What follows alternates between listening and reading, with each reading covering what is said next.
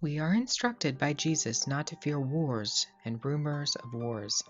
It is scary to think about the possibility that the whole world is headed into collision, and yet I have a strange peace in my own heart with this aspect. It was written in the perfect word of God. It is prophesied that war will come to pass. We now see 120 nations preparing for a head-on collision. Countries all over the world of all different sizes ready their intercontinental ballistic missiles, their air forces and their navies, their nuclear arsenals. Countries are preparing, but where will the first strikes break out? There are three possible scenarios for potential outbreak of World War III. I believe any one of these scenarios could pan out based on available data from the region showing troop movements on the ground and exercises that are happening right now. Two of the scenarios begin in the Middle East, while one of the scenarios starts in Asia. According to the website Deagle.com, population decreases will begin in many nations throughout the world, and specifically Western nations, starting in 2016 and continuing through 2025. Some of these population reductions are so significant that it begs the question, who is going to be the hardest hit by this war that is coming? From the data on Deagle.com, it appears that the United States, Germany, England, Australia, Canada, and some of the other Western nations will be some of the hardest hit nations in the entire world from this event. However, according to Deagle.com, there will be many nations in the Middle East who will also be hit with population reduction, including countries like Libya and Israel. The first scenario is based on Saudi Arabia's Thunder of the North. This is a coalition of predominantly Sunni Muslim countries that has come together with a front exceeding 350,000 troops operating sophisticated ground, air, and sea campaigns. They have amassed a coalition in the northern part of Saudi Arabia. This coalition is led by the Saudis, who have bought billions of dollars in weaponry from the United States. Many of the other countries in the coalition have also bought billions of dollars in weaponry, in aerial defense systems, etc. from the US. This coalition does not plan to target ISIS, as the US-financed ISIS is a part of the Sunni Caliphate. But the fall of Ramadi has galvanized the Iraqi government.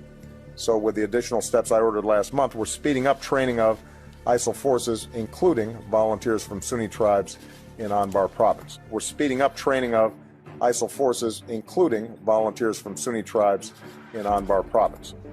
There have been repeated videos, articles, and words directly out of Barack Obama's mouth that the U.S. funds ISIS and routinely drops weapons, ammunition, and food to them. ISIS has been the time bomb for the region, a lure to bring dozens of nations into direct conflict. Who showed up after ISIS seized major strongholds in Syria and northern Iraq? Russia and Iran did, because they support Assad, who is directly threatened by ISIS. ISIS is a lure to usher in World War III. Indeed, a sectarian divide is evident in this conflict in the Middle East, with Western countries supporting Sunni actions in the region. On the map here, you can see the dark green markers representing Great Britain, who has a large presence in Jordan as well as the Aegean Sea. Germany has also stationed a naval fleet in the Aegean Sea. French troops have landed in Egypt. They were there to attack ISIS, but suddenly they're not doing that anymore. They've just taken up position in Egypt. Why? Because they're supporting this southern Sunni front that directly opposes Russia and Iran in the region. Israel, who is very close allies with Saudi Arabia, is also supporting the Sunni coalition of states planning to attack Bashar al-Assad. In fact, Israel has already attacked Damascus multiple times, there is a very real possibility for confrontation between the Sunni front in the south, supported by Western nations, and Iran, who still has planes and troops in Syria. Now, Russia has made a withdrawal, or at least that's what they claim, from Syria, because I think they know it's coming to the region. I think they understand what's about to blow up. The second scenario I call Turkey's Trident Juncture. Turkey is somewhat a dark horse and doesn't have close allies with very many nations in the region. Its government is Sunni Muslim, yet it has had rocky relations with other Sunni countries, very rocky relations. Turkey has also had very strained relations with Iran and Russia after they were responsible for downing a Russian plane that didn't violate their airspace. Turkey is one of the largest countries in NATO. It is one of the largest contributors to NATO's military capacities. Please understand that. For example, Turkey contributed the most troops and military equipment to Trident Juncture 2015 military exercise that involved 33 countries. They are indeed a very powerful presence in NATO. Turkey is not doing this by itself.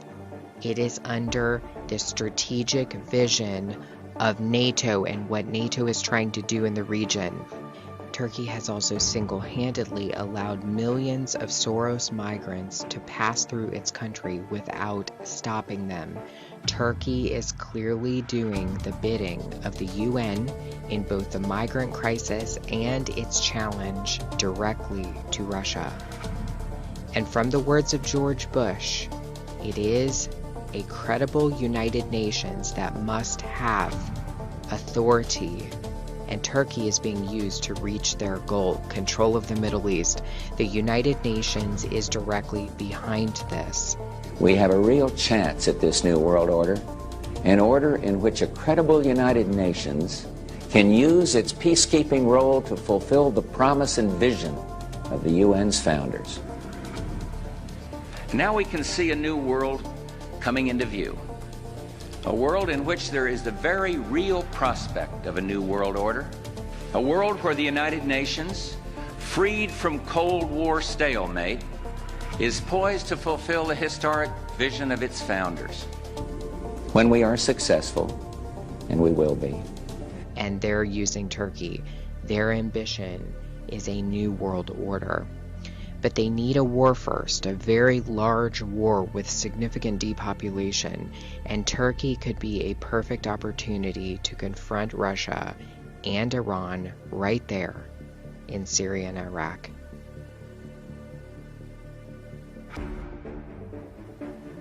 The last front that could explode and very soon is in East Asia, specifically in the South China Sea, involving several different countries, and in North Korea. North Korea launched ballistic missiles Friday local time.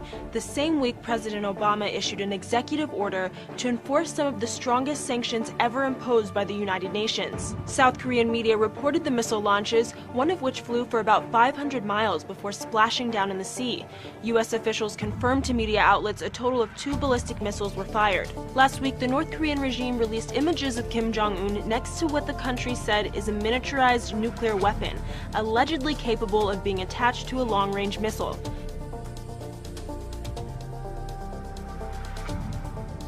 While everybody brushes off North Korea as making typical threats, there's nothing new here, move on.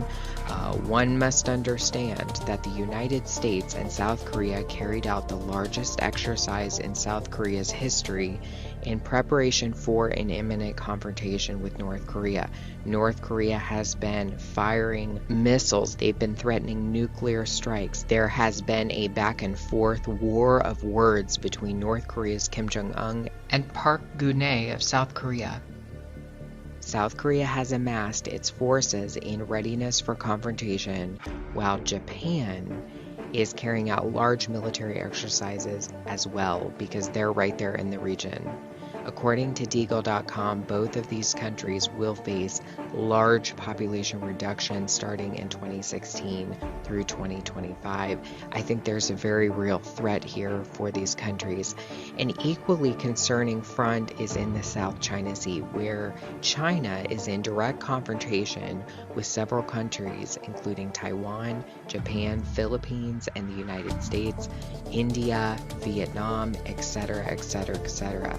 All the countries in Southeast Asia have carried out recent large-scale military exercises, all of them. Every day it seems there are hundreds of news articles about rising tensions in the region and the potential for confrontation as China advances to militarize the South China Sea, despite objections from neighboring countries like Taiwan and the Philippines. There are significant natural resources to be discovered in the South China Sea, along with claiming of precious trade routes, which China is hell-bent on acquiring. Confrontation could erupt at any moment. Southeast Asia is on the edge. Despite the regions mentioned in this video, there are many, many more areas where the first bomb of World War III could detonate. There are other fronts such as Ukraine, Northern Europe, North Africa, Australia, and an attack on the United States are very real possibilities.